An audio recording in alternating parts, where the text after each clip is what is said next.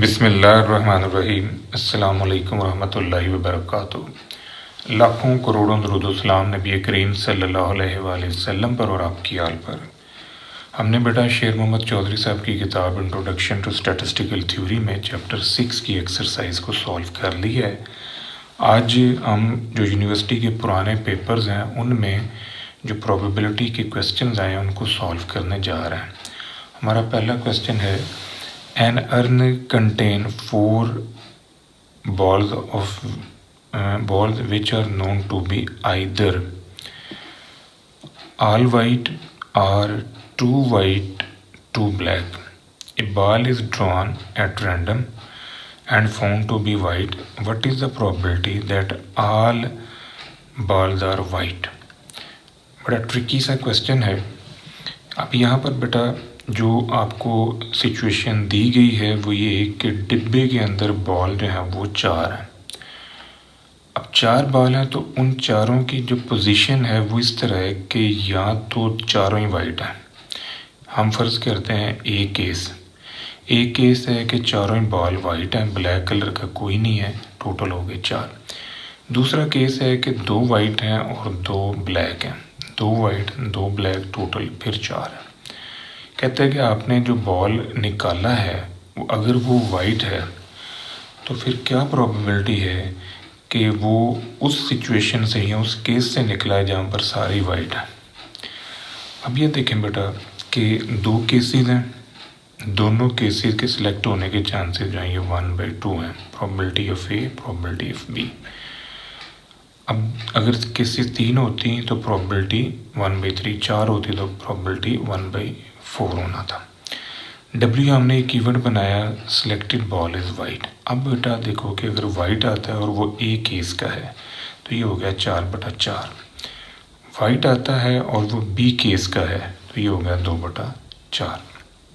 According to Bayes theorem हमने probability मालूम करनी है ए केस की, क्योंकि वहाँ पर चारों वाइट हैं। केस 1 हो गया, ए केस अगर सिलेक्ट होता है इस शर्त पे कि वाइट आता है तो probability of A, probability of white over a, नीचे दोनों पॉसिबिलिटीज़ आ जाएंगी, probability of A, probability of white over a, probability of b into probability of white over b. Probability of a 1/2 हो गया, probability of white over a ही हो गया 4/4। ये जो कीमतें आपने निकाली हैं ये कीमतें बेटा आपने ए बी की और white of A, white of B, ये आपने कीमतें इसमें रख दी। इसको सॉल्व करेंगे, ये हमारे पास आंसर आ रहा है 2/3। दूसरा केस है कि फ़र्ज़ करो कि बी में से वाइट निकला है, यानी वाइट तो निकला है बट वो बी में से निकला है। तो वाइट निकला बी में से, इसका मतलब बी कंडीशन आपने ढूंढनी है या बी केस आपने ढूंढना है इस शर्त पे कि वाइट है। तो probability of b into white over b, probability of b into probability of white over b plus probability of a into probability of white over a. इसमें बेटा आपने कीमतें रखनी है, ये कीमतें आपने ऊपर फाइंड आउट कर ली हैं। ये दोनों केसेस की प्रोबेबिलिटी और ये वाइट की probability from case A from case B, ये कीमतें उठाएं और यहाँ पर रखते हैं। इसको जब आपने सॉल्व किया तो ये आंसर आया 1/3। अब जो पहला आंसर केस 1 का है वो है 2/3 और केस 2 का आंसर जो है वो है 1/3। तो जो हाईएस्ट आंसर है, जो हाईएस्ट प्रोबेबिलिटी है वो केस 1 की है जो कि 2/3 है। तो ये इंडिकेट करता है कि फिर जो केस ए है वो सिलेक्ट हो रहा है, यानी उसकी प्रोबेबिलिटी जो है वो मैक्सिमम है, तो उसको हम प्रेफर करेंगे ओवर केस बी या over case number 2। Next question है, a coin is tossed thrice. एक सिक्का है जिसे आपने 3 दफ़ा टॉस किया। Find the probability of throwing head and tail alternately. तो प्रोबेबिलिटी ढूंढो कि हेड और टेल जो है वो अल्टरनेटली आ रहे हैं। अल्टरनेटली का मतलब है बारी बारी आना। तो अब बेटा देखें, जब आप 3 सिक्के टॉस करें या एक सिक्के को 3 दफ़ा टॉस करें, एक ही बात है। सैम्पल स्पेस कंटेन 2 की पावर 3, ये 2 जो है ये हेड और टेल को इंडिकेट कर रहा है और ऊपर वाला पावर में जो 3 है वो सिक्कों की तादाद को या नंबर ऑफ़ ट्रायल्स को इंडिकेट कर रहा है। तो यहाँ हमने एक सिक्के को 3 दफ़ा टॉस किया, इस वजह से 2 की पावर 3 आ गया 8 पॉइंट। अब वो 8 पॉइंट कौन से बनेंगे, पहले आपने सैम्पल स्पेस बनानी है। 2 की पावर 3 में से 1 कम किया, 2 की पावर 2 मतलब 4। आपने पहले 4 दफ़ा हेड लिखा, फिर 4 दफ़ा टेल लिखा। फिर 2 की पावर 3 में से 2 कम किया, 2 की पावर 1 मतलब 2। 2 दफ़ा हेड, 2 दफ़ा टेल, 2 दफ़ा हेड, 2 दफ़ा टेल। फिर 2 की पावर 3 में से 3 कम किया, 2 की पावर 0 मतलब 1। 1 दफ़ा हेड, 1 दफ़ा टेल, 1 दफ़ा हेड, 1 दफ़ा टेल, 1 दफ़ा हेड, 1 दफ़ा टेल, 1 दफ़ा हेड, 1 दफ़ा टेल। ये हमारे पास 8 पॉसिबल पॉइंट्स आ गए जो सैम्पल स्पेस के हो सकते हैं। 3 सिक्के टॉस करने के या एक सिक्के को 3 दफ़ा टॉस करने का। अब हमारा क्वेश्चन ये है, इवेंट ये हमने बनाया कि head and tail occurred alternately, कि हेड और टेल जो है ना वो बारी बारी आते हैं। अब बारी बारी आने से क्या हम बात है, देखिए पहले हेड आया, फिर टेल, फिर हेड, पहले टेल आया, फिर हेड और फिर टेल। ये 2 पॉसिबल पॉइंट्स हैं जहाँ बारी बारी अक्रेंस हो रही है। तो प्रोबेबिलिटी ऑफ ए होगा n of A over n of S. Favourable cases 2 हैं, टोटल केसेस 8 हैं, 2/8 आपका आंसर है। इसको मज़ीद बेटा आप काट लें तो ये आंसर होगा 1/4। नेक्स्ट क्वेश्चन है, there are 3 events A B C, one of which must and only one can happen. इनमें से एक नहीं आना है। The odds are 8/3 against A, 5/2 against B, find odds against C. C के ऑड्स आपने ढूंढना है, ये 2 ऑड्स आपको दे दिए। अब ये जो ऑड्स बेटा आपको दिए हैं, ये दिए हैं अपोजिशन के, यानी अगेंस्ट के ऑड्स हैं। ऑड्स अगेंस्ट ए आर 8/3, तो इसको हम लिखेंगे प्रोबेबिलिटी ऑफ ए डैश। ये अगेंस्ट की वजह से डैश आया हुआ है, ये आ गया 8/11। इन दोनों को जमा करें और 8 पे तकसीम कर लें, ये आ गया 11। 8/11 ये अपोजिशन है, तो फेवर के कितने होंगे, प्रोबेबिलिटी ऑफ ए 3/11। इसी तरह जो ऑड्स हैं फॉर बी, यानी अगेंस्ट बी कह लें, for the opposition of b, इन दोनों को जमा करें, 7 आया। 5/7 जो है ये अगेंस्ट के हैं, ये बी के ऊपर बार आ रहा है। तो बी की फेवर में कितने हुए, प्रोबेबिलिटी ऑफ बी 2/7, यानी 2 के ऊपर डिवाइड कर लें, 2/7 और 5/7। ये अगेंस्ट के हो गए, ये फेवर के हो गए। अब ये जो इवेंट्स ए बी सी हैं, चूँकि ये म्यूचुअली एक्सक्लूसिव हैं, सो दे मस्ट बी एग्जॉस्टिव, और ये 1 के हो गए इक्वल, यानी तीनों को प्लस करेंगे तो आंसर आपका 1 आना चाहिए। तो प्रोबेबिलिटी ऑफ सी फिर क्या हुआ, यानी probability of A plus probability of b plus probability of c, ये दोनों कीमतें उठा के सिर्फ ले जाएं। इनको आपने सॉल्व किया, ये आपके पास आंसर आ गया प्रोबेबिलिटी ऑफ सी का। ये जो प्रोबेबिलिटी ऑफ सी निकला है, ये इन फेवर ऑफ सी के ऑड्स हैं, प्रोबेबिलिटी है। अब आपने बेटा इससे अगेंस्ट की प्रोबेबिलिटी निकालनी है, यानी 1 माइनस प्रोबेबिलिटी ऑफ सी कर लें। 1 minus probability of c that's equal to probability of c bar. तो 1 माइनस 34/77, इसको सॉल्व करें, 43/77 हो गया। ऑड्स अगेंस्ट सी, यानी सी की मुखालफत में, ये वाले जो हैं ये मुखालफत के हैं और ये वाले फेवर के हैं। तो यहाँ पर आप आंसर रखें प्रोबेबिलिटी ऑफ सी डैश निस्बत प्रोबेबिलिटी ऑफ सी। ये 43/77 और 34/77, ये 77 दोनों तरफ काट लें तो ये चीज़ जो है ये इस तरह लिखी जा सकती है। ये ऑड्स हैं अगेंस्ट सी के, इन दोनों को प्लस करें और 43 पे डिवाइड कर लें, 43 को डिवाइड करें 77 पे, और इसी तरह 34 को डिवाइड करें 77 पे, इन दोनों को प्लस करके। तो इस तरह आपके पास इवेंट सी की मुखालफत के और इवेंट सी की फेवर के चांसेस जो हैं वो मिल जाएंगे। नेक्स्ट क्वेश्चन है, if A and B are mutually exclusive and exhaustive event such that probability of B is equal to 3 probability of A, find probability of A।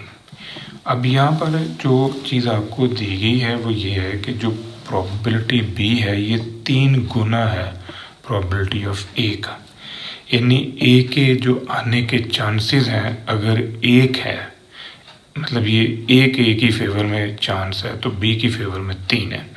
अगर ए की फेवर में 2 है तो बी की फेवर में 6 है। अगर ए की फेवर में 3 है तो सी की फेवर में 9 है।